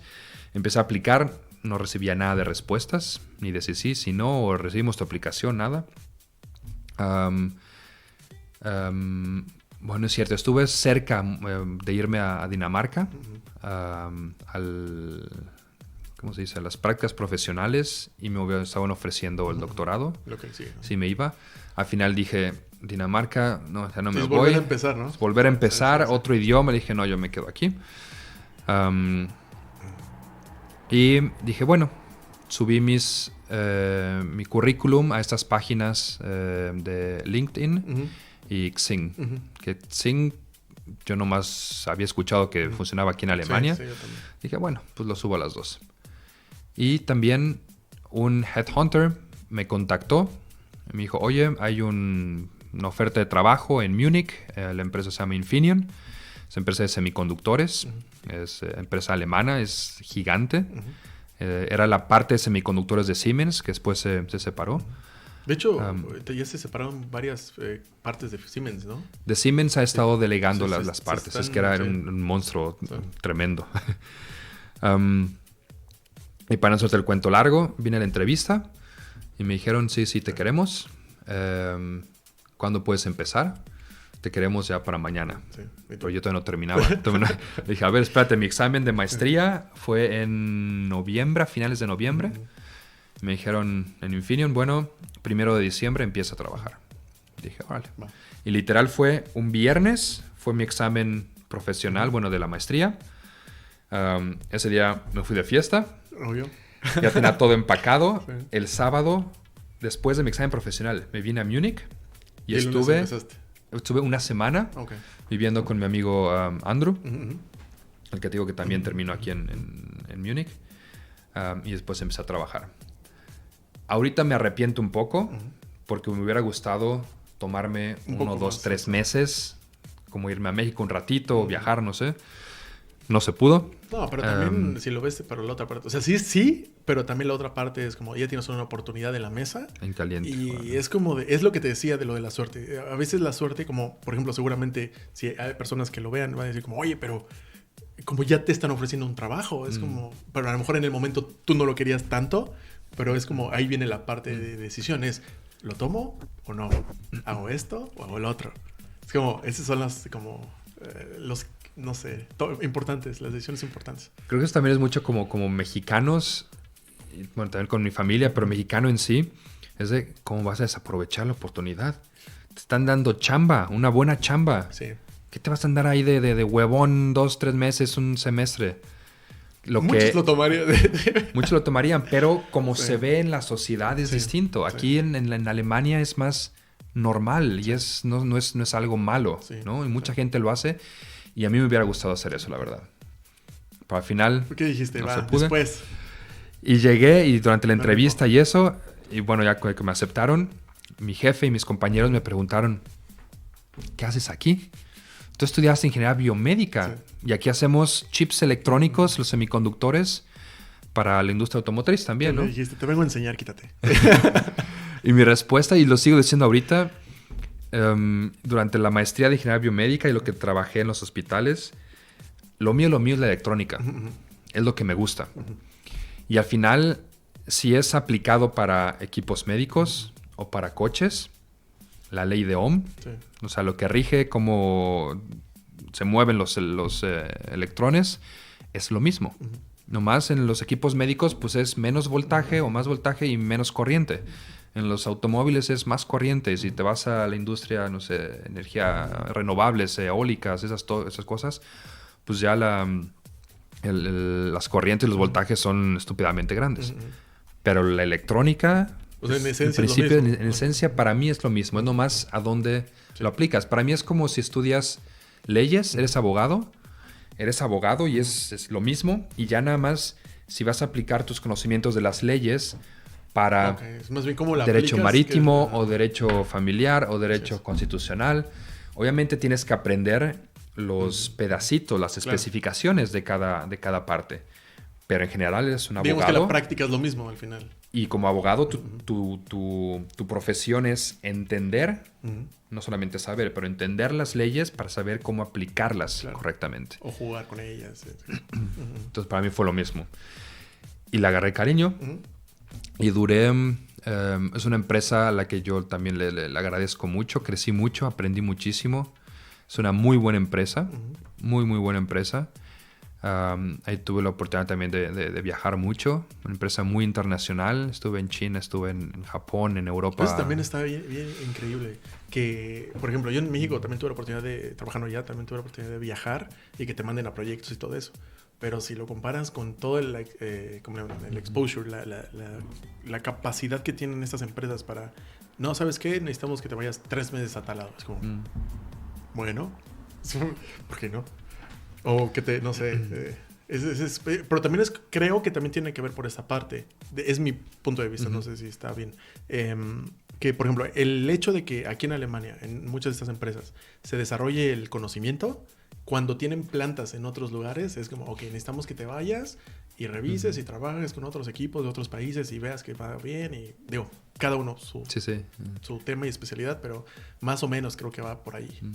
Sí, en mi caso, también el centro de diseño de los productos que yo tenía estaba en Rumania, en Bucarest, entonces iba ahí bastante seguido.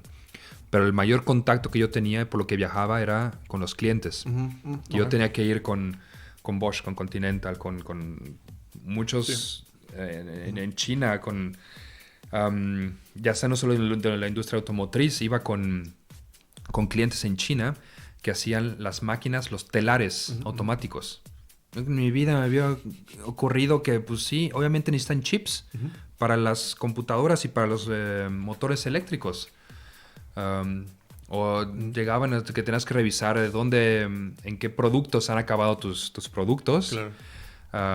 La mayoría eran industria automotriz, pero también vendíamos a la industria. Y de repente era vendimos no sé cuántos miles de chips a una empresa que hacía las máquinas para rostizar pollos. Órale. Cosas que jamás en mi vida... Entonces eso... Y tú dijiste, mi trabajo se va. Mi trabajo sí, pero... Alimenta a las personas. Puede ser que va a estar en el coche que estás manejando, o puede ser en la máquina para procesar pollos, o puede ser en el telar automático que utilizan en China. Sí. Me encantó. Estar trabajando ahí, lo disfruté mucho. Y duré... empecé en diciembre del 2011. Y en 2018... fue cuando me cambié. Que en 2018, bueno, llevaba 6 años y medio, una cosa así, trabajando con unos productos. Fui cambiando, adquiriendo mayor responsabilidad, escalando profesionalmente, pero al final eran los mismos productos. Y yo dije, quiero hacer algo distinto, quiero aprender también algo nuevo, no estancarme. Y empecé a ver otros departamentos dentro de la empresa. Y justo en ese momento hubieron bastantes reajustes organizacionales. Que dije, ok, aquí están reorganizando mucho, está muy complicado. Busco en otros departamentos. Y al mismo tiempo, también vía Xing y LinkedIn, me llamó un headhunter diciéndome, oye, pues hay una oferta de trabajo para una reconocida empresa que fabrica autos, está basada en Múnich. ¿Qué otra empresa? Sí. ¿No? Dije, pues BMW, suena muy bien. Y fue todo muy rápido, muy rápido. Tuve una primera entrevista por teléfono con el headhunter y después una videollamada. Me dijeron, oye, pues sí, si te quieren, pasa la entrevista con ellos. Fui a la entrevista con el que fue mi jefe. Bien la entrevista y todo. Y Y me dijeron, no, pues todavía tienes que hacer una entrevista con recursos humanos, Sí. que te hacen preguntas como psicológicas y esas cosas. Y yo me iba a ir a México 2 semanas y media o 3 semanas. Le dije, oye, pues es que yo me voy a México. Sí. Me dice, ¿cuándo te vas? Ya este viernes. Mi entrevista fue un martes, creo. Me dijo, no, bueno, si no te preocupes. Las entrevistas para recursos humanos también tardan bastante. Las hacemos cuando regreses. Dije, bueno. El jueves, ¿qué fue el jueves en la noche o el miércoles en la noche? Me hablan y me dicen, oye, ¿sabes qué? No, te quieren hacer la entrevista ya. Dije, pero me voy a México. ¿Cuándo te vas? El viernes en la noche. Bueno, pues vente el viernes a mediodía. Entonces, literal, el viernes me salí temprano del trabajo, rápido a la casa, ponerme tacuche. Fui a la entrevista y de la entrevista nomás regresé a la casa a dejar el traje y me fui a México. Fui a firmar y después... Literal. Pero realmente todo pasó tan rápido que yo no tuve tampoco la oportunidad y me siento un poco mal porque no tuve el tiempo de platicar con mi jefe en Infineon. Un excelente jefe también el que tuve al final.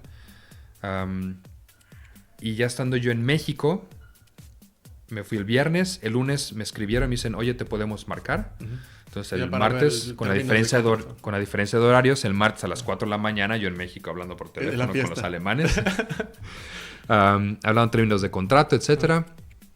Les dije, pues sí, pero yo tengo que hablar con mi empresa, con mi jefe. Yo no les he dicho nada. Porque también me dijeron, te queremos para allá. Sí. Y eso fue en principios de mayo. Sí, porque al final también, quieres o no, tienes que avisar que te vas y a lo mejor tienen que tomar un tiempo para a ver si contratan a alguien más o tienes que cubrir, pero sí. Uno es por el tiempo legal que tienes para la renuncia y otro porque, pues bueno, también se me hace muy... Sí. Y más si pasaste muy tanto cordial. tiempo. Sí. Entonces les dije, ¿sabes qué? Yo era a principios de mayo. Y me dijeron, mándame el contrato por PDF y después por mail. Pero si yo te contesto, no sé, les dije, te contesto yo a finales de junio. Dame a finales de junio para contestarte. No les pareció mucho la idea, pero pues bueno. Sí. Dijeron, ok. Pero ya te habían encontrado, entonces sí, también es... Y les dije, yo podría empezar hasta septiembre. Porque yo pensé, ves que en Alemania normalmente tienes 3 meses del llamado Kündigungsfrist. Que tienes que avisar 3 meses antes de que te vayas. O igual, si te quieren correr, te tienen que decir 3 meses antes. Dependiendo de la empresa, pero sí, no, eso es como dependiendo de la ideal. empresa, pero los 3 meses es como el estándar, ¿no? Sí. Entonces dije, bueno, si yo ahorita estoy en México, regreso a Alemania en mayo, hablo con mi jefe y tengo junio, julio y agosto de este para arreglar mis cositas. Y... Entonces puedo empezar hasta septiembre. Me dijeron, ok, ahí te va el contrato. Regreso de México. Obviamente en México fue algo bueno porque con el contrato pude platicarlo también con mis amigos de allá, con mi familia. Obviamente todos me dijeron, sí, güey. ¿Te haces güey? Sí. Vete. Sí. O sea, tener BMW, una empresa de gran renombre también en tu currículum hace... Y sobre todo porque yo ya quería cambiarme, quería hacer algo nuevo, ¿no? Entonces que cayó como anillo al dedo. Sí, pero es como, no sé, te llega una propuesta, es como, ¿quieres dinero o no quieres dinero? No, pues... Déjame lo pienso. Que fíjate del dinero, las dos empresas están en el sindicato del IG Metall, que se rige por una tablita, ¿no? Que te dicen, tú estás en tal nivel, te pagamos tanto. Te toca tanto, es tu sueldo base. Entonces, pues ahí yo me pasé a BMW con el mismo nivel de la tablita. En BMW lo único es que los bonos sí son un poco más altos. Pero la verdad, el dinero tampoco fue lo que me... ¿Y prestaciones son el mismo nivel? ¿O prestaciones, tienes prestaciones. Otro tipo de prestaciones, simplemente tienes descuentos en comprar coches. Pero pues aunque te den descuento, pues siguen estando bien pinches caros, ¿no? Sí. Pero bueno, es como... Pero bueno. Ya estoy viendo uno que otro. Al menos tienes la oportunidad, ¿no? Pero el dinero en sí fue un avance. Pero no fue la decisión, no fue determinante en lo absoluto. Y pues regresé de México y tuve que hablar con mi jefe. Obviamente se sacó mucho de onda. Sí, no se lo esperaba. Me dijo, yo pensé que te querías cambiar a otro departamento, pero no que te ibas a salir de la empresa. Ya le dije, no, pues es que me llegó esta oferta y digo, muy buena gente. Y me dijo, no, lo entiendo. Desafortunadamente, ese jefe que yo tenía también por esta reorganización lo movieron a otro equipo. Me dice, pues yo ya voy a estar en otro equipo, no te puedo ofrecer algo más. Ya no ibas a estar directamente con él. Hubiera habido, yo creo que alguna oportunidad de quedarme ahí en otro empleo, pero dije, creo que ahora es sano. Estuve más de 6 años en esta empresa. Es también sano conocer cómo trabajan otras empresas. Sí. Y sobre todo estando del otro lado de la cadena. Infineon, tú provees los chips electrónicos. Y tú le vendes, yo le vendía los chips a una empresa que te construía o te hacía el layout electrónico en el PCB, por ejemplo, ¿no? Y luego ellos vendían el PCB a un Bosch. Sí, y Bosch agarraban eso y armaban el módulo completo para las luces. Y luego ya Bosch le vendía todo el módulo completo para las luces a BMW. Entonces yo estaba de un lado de la cadena y ahora me fui al lado completamente opuesto. Entonces sí fue una decisión difícil también. De decir, voy a hacer algo distinto. Pero quería también para mi vida profesional ver cómo trabajan, entender el otro lado, ¿no? de la cadena. ¿Y hasta ahora qué tal? ¿Cómo ves esa diferencia? Es completamente distinto. Completamente distinto. Estoy aprendiendo muchísimo. Igual que Infineon, BMW es una empresa enorme. Tienes que lidiar con los procesos. Y tienes que aprender lo que cuesta más trabajo al principio. Yo creo aprender todos los procesos y todas las herramientas que tienes que saber utilizar para poder hacer tu trabajo. Simplemente para no sé, si vas a ir de viaje de negocios, tienes que entrar al sistema en una aplicación específica, saber cómo aplicar o reservar el hotel, que no se pase de las categorías, etcétera, etcétera. Simplemente es organizar un viaje de negocios. Tienes que aprender a utilizar la herramienta. Cuando me acuerdo que a mí en México era como, oye, me voy. Bueno, aquí está todo, vas. Bueno, te traigo las facturas y tú lo haces. Sí, aquí es distinto, ¿no? Es más controlado, obviamente. Está bien o mal, eso no lo discuto, así es.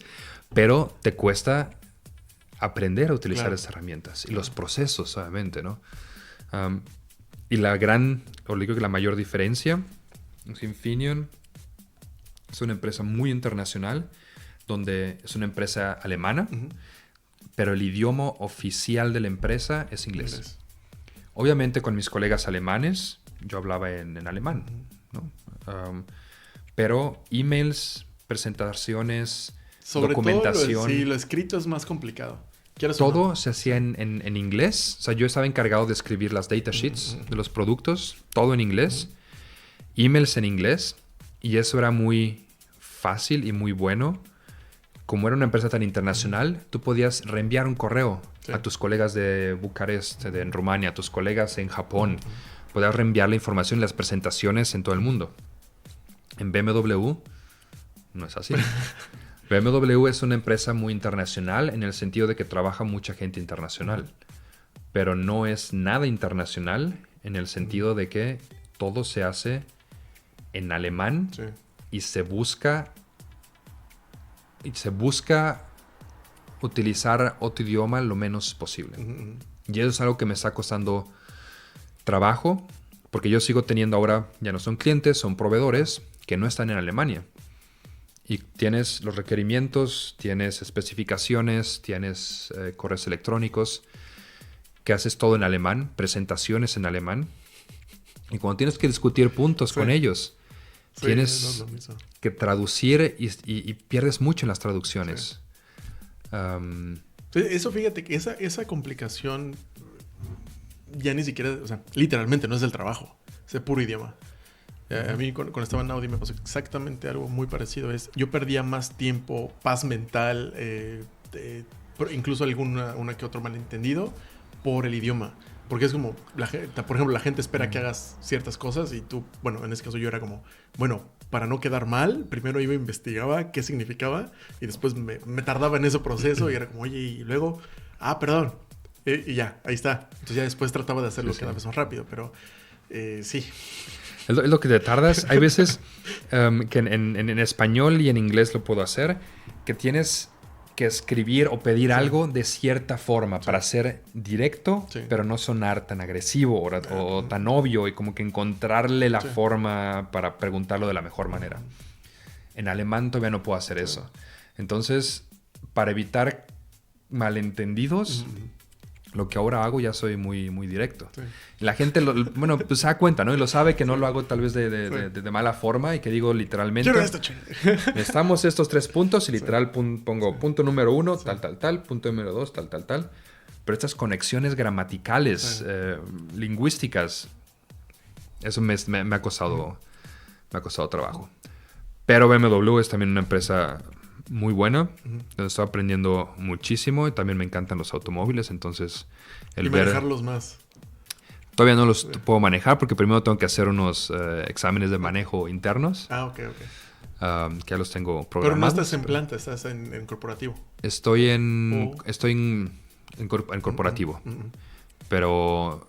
Digo, porque la planta la tienes a un lado seguramente, pero... Sí, la planta está ahí, pero se divide en dos, los que están en planta, que aquí en Múnich los vas a ver, todos traen un chalequito azul, que significa que están, aunque hagan cosas de planeación y eso, pero están dentro de la fábrica, pues. Sí. Y esos se rigen también por otras leyes y por otras reglas, porque están en producción. Sí. Nosotros estamos en seguramente corporativo, otra, que es desarrollo. Empresa, ¿no? ¿Cómo le llaman? Los stock de firma. Que es una empresa aparte. Como por ejemplo, uno ves que el corporativo es, no sé, BMW AG, y luego tienen estas empresas subsidiarias o filiales, que a partir de ahí es donde empiezan a contratar para ciertas áreas. En BMW las fábricas, producción es BMW.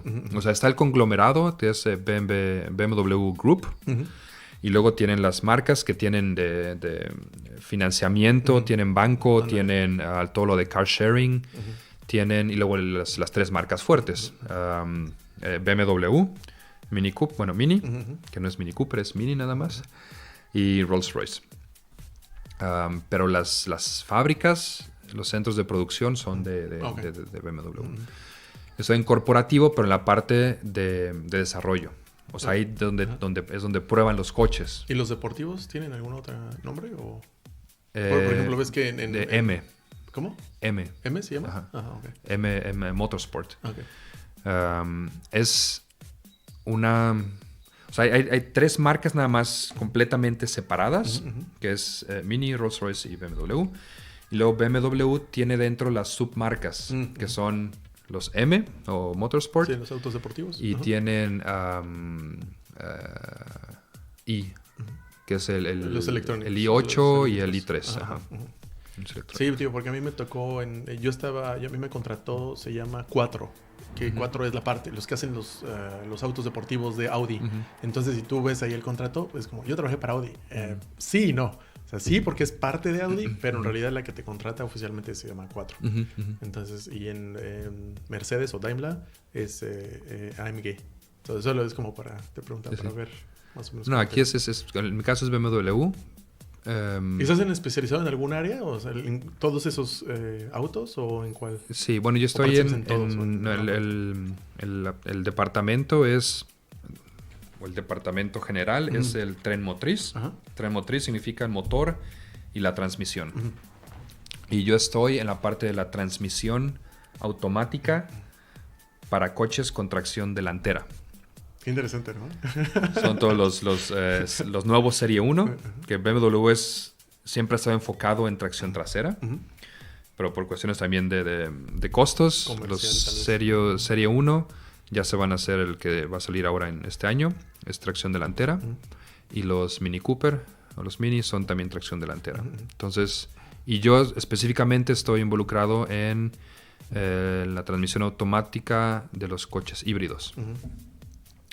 O sea, los Mini y el Serie 1 híbridos. Estoy de responsable de los componentes electrónicos. Pues parece que todavía va bien hasta ahora. ¿Y qué es lo que sigue? O sea, porque digo, ya nos contaste un poquito de cómo fue hasta ahora tu experiencia para llegar acá y lo que estás haciendo ahora. ¿Qué sigue para ti? Digo, ¿qué tienes en idea? ¿Qué sigue? Mi plan... Japón. Japón. No, de vacaciones, sí. Profesionalmente, quiero explorar otros departamentos dentro de BMW. No estoy seguro de querer quedarme en la posición en la que estoy, porque tienes que tener el fundamento técnico, pero es más guiar y colaborar con los proveedores, más que tú meterte tanto a la parte técnica. Entonces me gustaría explorar otros departamentos. Hay un departamento, por ejemplo, dentro de BMW, que ven todo lo de los semiconductores para todo el grupo BMW. O hay un nuevo campus en el norte de Múnich, de BMW, que ahí pusieron todo lo de autonomous driving. De todo, desde la parte de hardware, electronics, software, planeación, testing, todo. Entonces me gustaría probar otros departamentos dentro de BMW, quedarme ahí un par de años y después, a ver. Vemos. Mucha gente me dice, ya estás dentro de BMW, ya te quedas casado ahí. La verdad no es mi idea. Bueno, uno nunca sabe, ¿no? Exacto. A lo mejor no lo estás planeando activamente, pero pues... No es que esté reacio a quedarme ahí. Yo me podría quedar ahí, creo que perfectamente bien. Pero si encuentro algo mejor en otra empresa o algo que me llame más la atención, no me limitaría en lo absoluto en irme para allá. Oye, una pregunta. ¿Y qué crees que hasta ahora ha sido como esa diferenciación? Digo, porque yo no necesariamente creo que hay personas que son mejores que otras. Solo creo que hay personas que tuvieron algunas oportunidades mejor que otros y a lo mejor otras personas están mejor preparados que otros, que realmente en capacidad, y eso es lo que ya pregunté varias veces, es si realmente ves una diferencia, por ejemplo, entre mexicanos o latinos y alemanes, o con el mercado internacional. Entonces la mayoría tiende a decir, o todos han dicho, no es que no hay diferencia entre el mexicano y los alemanes, o el mexicano y los latinos en general, y los extranjeros, más bien es cuántas oportunidades tienen las personas para llegar a donde están y las oportunidades que tenemos nosotros. Entonces, ¿pero qué crees que a ti te ha dado esa como que te ha mantenido firme para llegar hasta acá? ¿Han sido qué tipo de ideas, personas que han estado? Digo, ya mencionaste a tu mamá y a tu familia, que fueron un eslabón importante, pero dentro de Rodrigo, ¿qué es lo que crees que determinó más eso? Creo que un aspecto interno y un externo. Un aspecto interno es, mi familia siempre se nos inculcó el no ser huevones, el trabajar, el ser algo productivo, o trabajar en el sentido, o estás estudiando, o estás trabajando, o estás haciendo las dos cosas, pero no te vas a quedar, o estás ayudando en la casa, o estás haciendo algo productivo, no quedarte de huevón. Y eso en mi familia nos los han inculcado a regañadientes. En épocas también muchas discusiones por eso, tal vez. Sí, es normal. Pero cuando tratas de rebelarte al sistema, no sé si te pasó de que no, pero no quiero, me vale madre. Y lo tienes que hacer, sí. Y en algún punto, incluso, yo en épocas de cuando eres... no quinceañero, pero teenager, que estás de adolescente, que estás de rebelde y muchas fricciones con tus padres. En una época yo empecé a trabajar, trabajitos, y dejé de tener problemas. Y después dejé de trabajar y los problemas regresaron. Y dije, cabrón. Sí, ya sé por dónde va. Ya sé por dónde va la cosa.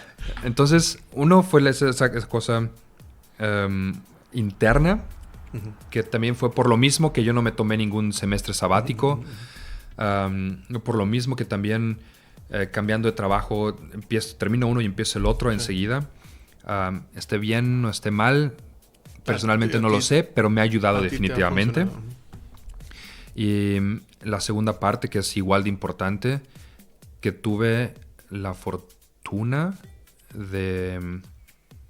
económica, digamos, de estudiar en México y de poderme venir acá. Porque hay mucha gente en México, mis respetos, que se tienen que fletar desde muy jóvenes, chambear, porque necesitan trabajar. Sí, por pura sobrevivencia. Por sobrevivencia. No es que yo trabajé porque me lo inculcaron y porque es bueno trabajar, creo yo, desde temprano. pero no por necesidad. Y eso te quita un peso encima muy cañón. Y cuando vine a la maestría con CONACYT, no me dieron la beca porque dijeron que ingeniería biomédica... pero no. Llegó CONACYT y me dijo, ingeniería biomédica en Alemania, no es de prioridad para el país, entonces no hay beca para ti. Vale. Y mucha gente, pues ya, ahí se hubiera truncado su sueño. Yo fui muy afortunado que mi madre me dijo, ok, tú estudiaste en la UNAM, no pagamos nada durante tus estudios, pudimos ahorrar dinero. Ahora ese dinero que no se usó para tu licenciatura, lo usamos para que te vayas a la maestría. Sí, pero no a divertirte, cabrón. Perdón, mamá, me divertí muchísimo. Bueno, pero ya está, ya era parte del proceso. Sí. Ya al final de la maestría también empecé a trabajar. Sí. Lo máximo que te permite el Finanzamt, la Hacienda aquí en Alemania, que eran creo que 400 euros al mes. Pero esos son los dos puntos que yo creo que han contribuido en lo más para que me haya ido tan bien hasta ahora. Y sobre todo es un tema importante porque muchas veces creo que luego no nos damos cuenta de qué tan importantes son estas pequeñas, grandes cosas. Porque es como una forma de pensar que es el mindset. Que es como, no sé si es a partir del miedo, a partir de tan solo de presión social, solamente de respeto hacia los papás o lo que sea. Digo, no importa la razón. El hecho de que tengas esa influencia positiva, que a lo mejor en el momento no te gusta, pero después ves cómo eso determinó si hiciste o no algo. Eso para mí es uno de los puntos más importantes. Por eso te preguntaba al principio de qué tan importante para ti son las personas, el ambiente o el role models. Y la otra, por ejemplo, algo que a mí me dijo mi papá fue... Por eso digo que cuando me lo comentas me relaciono y digo, sí, como esa fuente constante mi papá me decía, fuente constante de impulso. Es como, te mueves, cabrón. O sea, no estás aquí para estar de bobón. Que sí lo haces a veces, pero no es como la idea. Entonces me decía mi papá, tú y tus hermanos se van a ir al extranjero porque yo lo digo. Y fue como, oye, pero como, está bien, lo voy a intentar o lo voy a tratar de hacer, pero no sé si económicamente se pueda, porque somos 4. Entonces, como pagar como para que cada uno se vaya y todo eso no está como fácil y no cualquiera puede. Entonces dijo mi papá, no, es que no estás entendiendo. Si es necesario, yo tomo un crédito o vendo el carro o lo que sea, pero ustedes se van. O sea, ustedes tienen que hacerlo sí o sí. Y como esa idea también se me ha quedado mucho en la mente, porque es como sacrificas lo que decías, sacrificas el placer inmediato, pero para el bien mayor, o para el bien a largo plazo. Entonces, y él nos, bueno, a mí me lo ha dicho en particular, pero a todos, como el hecho de que ustedes se vayan, me da una gran satisfacción porque yo no tuve el chance de. Y esta vez es como, te pone ese peso de decir, no la cagues, haz algo, muévete. Sí. Entonces es que también como... es un buen, ¿cómo se dice? Una buena sinergia entre ese tipo de relaciones. Sí, pero hay otras personas que no tienen el chance. Entonces, como dices, a lo mejor unas personas no tienen el chance de pagarlo o de eso, de financiarlo o de incluso conseguir una beca. Pero mucho creo que hay dos cuestiones principales. Uno es por ignorancia, de que no saben qué existe o qué se puede. De hecho, también esto es para eso, que la gente se entere de, es posible hacer esto. Es posible, como mira, a esa persona le dieron una beca. ¿Y cómo le puedo hacer yo? Búscalo. Pero al menos sabes que dan becas.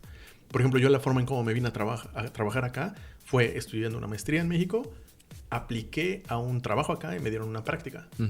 Entonces, no necesité prácticamente de ningún permiso, de nada, solamente siendo estudiante me pude venir a trabajar por acá, porque acá sí es posible, y así me vine, porque de otra forma es como, y en ese sentido como ver que sí hay opciones. A lo mejor en México sí está medio castigado la parte de por ejemplo, prácticas, ser becario, ¿no? O gratis o... Muy castigado. Entonces esa parte es otro tema para otro día, pero sí que hay chance afuera también, o sea, sí realmente quieren. Y si se la quieren jugar, esa es la otra. Sí.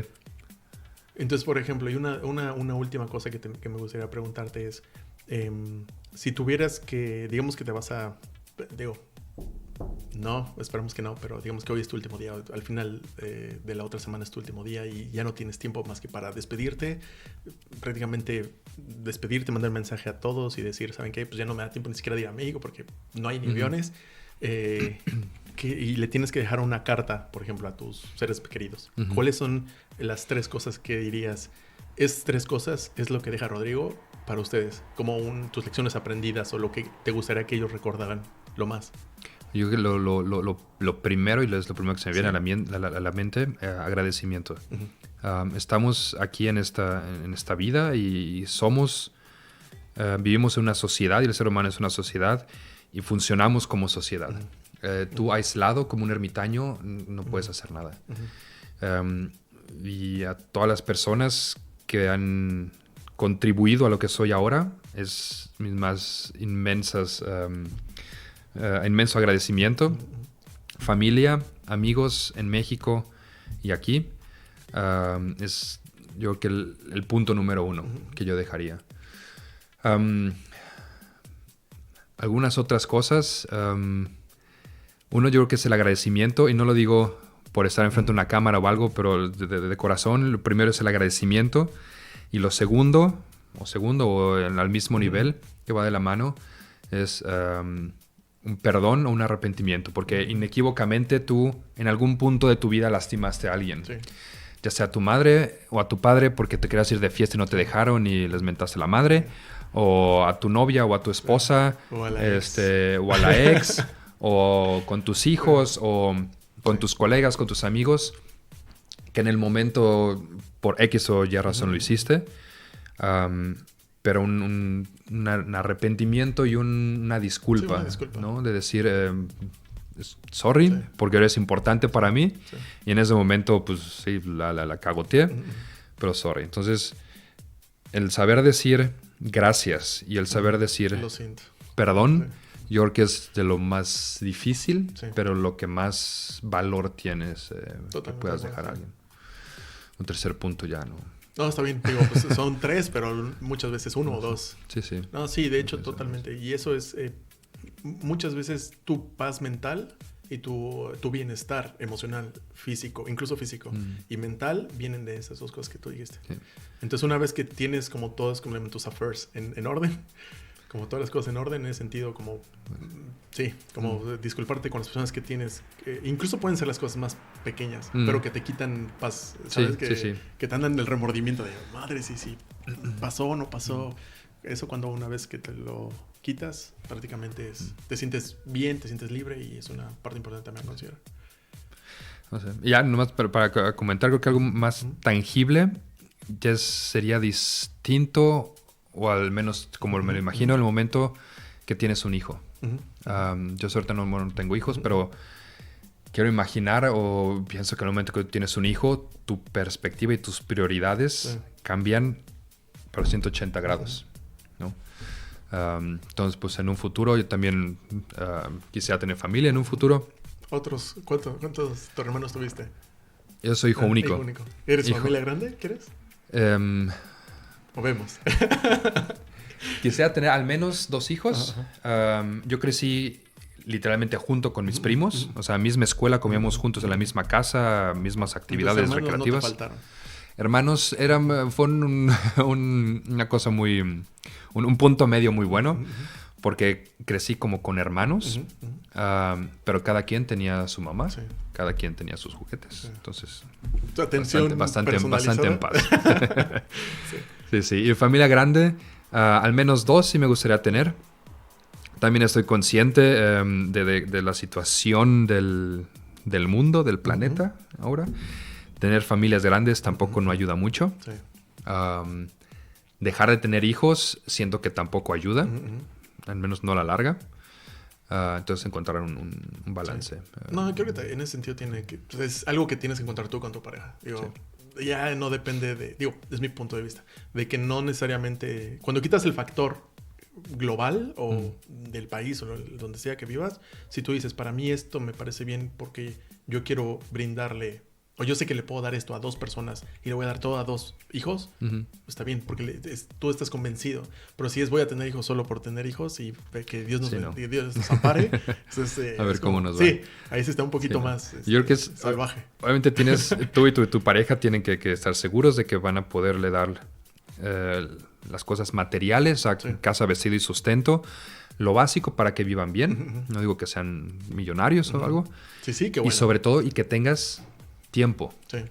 Porque tú puedes tener también todo el dinero para poder mantener a 10 hijos, pero si no tienes el tiempo para invertir en tus hijos, pues no, ¿para qué? Sí, y al final es lo que hablábamos, termina influyendo más la ausencia que la presencia, que es lo que hablábamos que es importante en la formación de una persona. En este caso, por ejemplo, tú ser hijo único, recibiste todo, bueno, no solamente, no me sé las circunstancias, pero tuviste el apoyo, tuviste el sustento, tuviste apoyo emocional, apoyo de tiempo, en momentos difíciles, momentos buenos, educación como para ti, exclusiva. Entonces eso también es algo bueno, positivo. Y cuando, por ejemplo, te digo yo, porque tengo 3 hermanos, la atención es dispersa. Entonces es como, ¿cuándo me toca a mí? Sí, entonces es distinto y nada más saber tomar lo mejor de cada situación. Sí. No creo que haya situación ideal. Que lo mejor sea ser hijo único, lo mejor sea tener un hermano o 2 hermanos o 10 hermanos. Es como te adaptas y como agarras lo mejor de cada situación que se te presente. No, pues que bueno, me alegra que te pudiste dar una vuelta por fin y a ver si eventualmente repetimos. Claro que sí, con mucho gusto. Pues muchas gracias. Vale, Darío. Muchas gracias. Pues estamos en contacto. Sale pues.